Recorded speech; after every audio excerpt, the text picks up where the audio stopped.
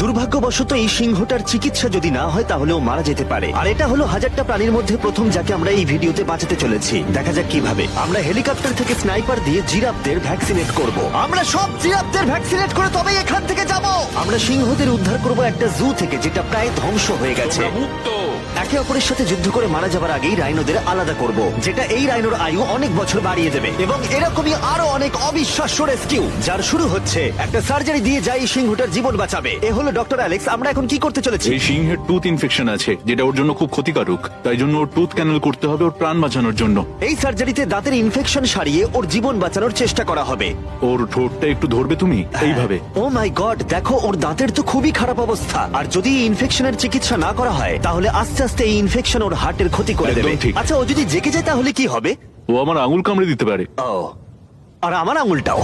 হ্যাঁ হয়ে গেছে, ও একদম ঠিক আছে। চলো ওকে মুক্ত করো। এখন সিংহটা সুস্থ আর স্বাভাবিক। এখনো এরকম 999টা প্রাণীর জীবন বাঁচানো বাকি। আমাদের পরের মিশন হলো কিছু রাইনোর জীবন